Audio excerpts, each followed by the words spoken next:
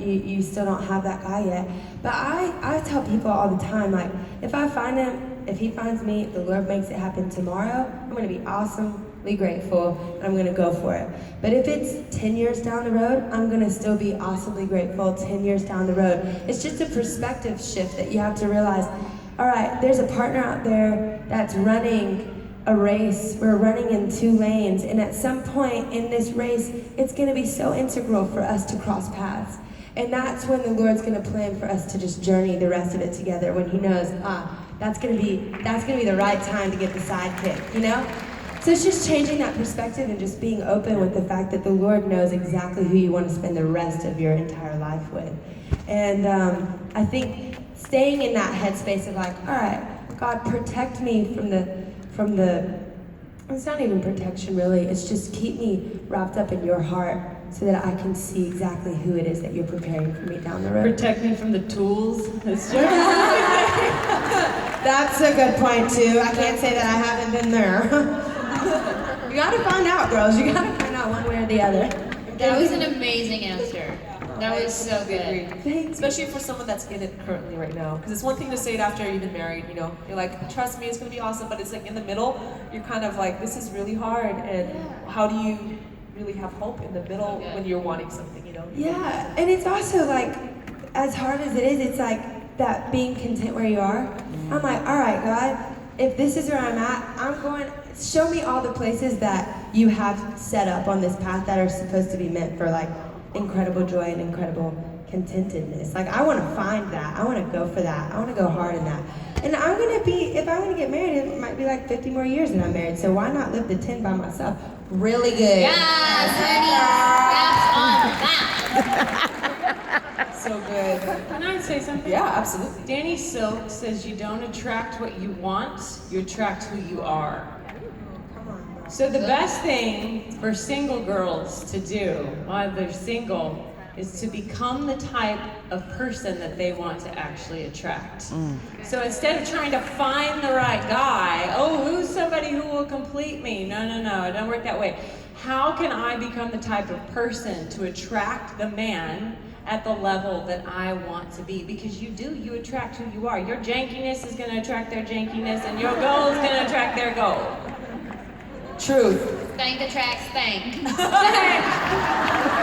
Hashtag stank attracts stank. Selah. Awesome.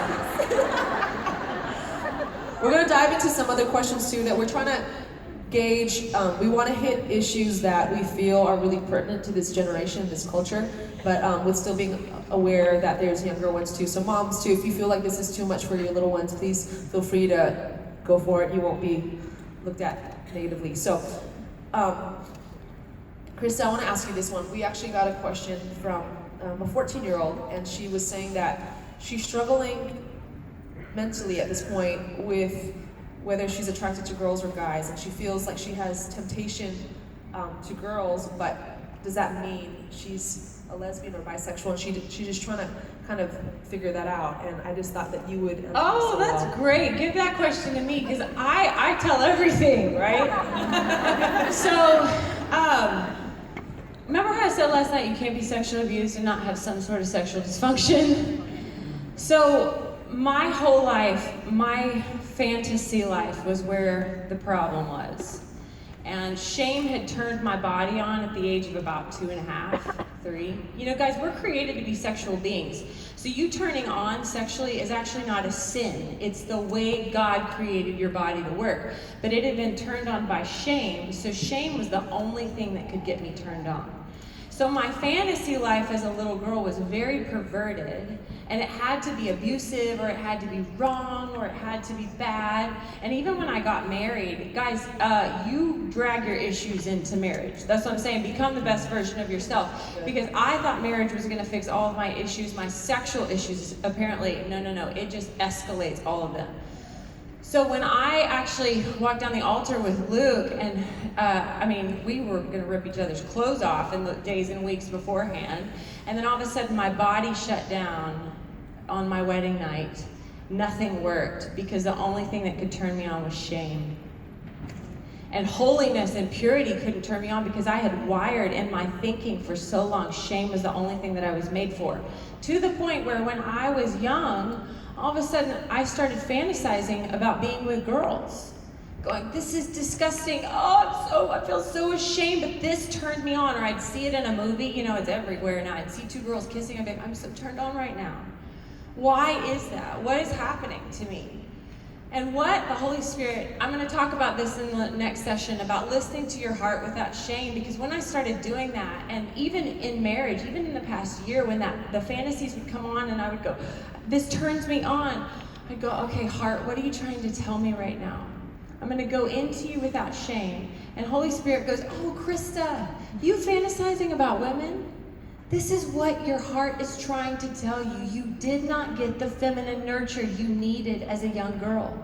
My mom is amazing. She's been a huge part of my inner healing. We have a redemptive relationship, but she was very harsh. She was very controlling. She was very manipulative, perfectionism, performance. I didn't get the nurture I needed. So me fantasizing about women was actually my heart going, I want to be intimate with the feminine. I want to know what it's like to be intimate, to be one with that nurturing, beautiful, intimate nature. And once the Holy Spirit showed me that, the fantasy stopped. Because I realized that's not even what I really want. I want something deeper. I want to know the feminine heart of God. There's a great book called The Mother Heart of God that I would suggest getting. If you struggle with those fantasies, you're just wanting the feminine nature. You're wanting to be intimate with that. Whatever you're fantasizing about, it's what you want to be intimate with.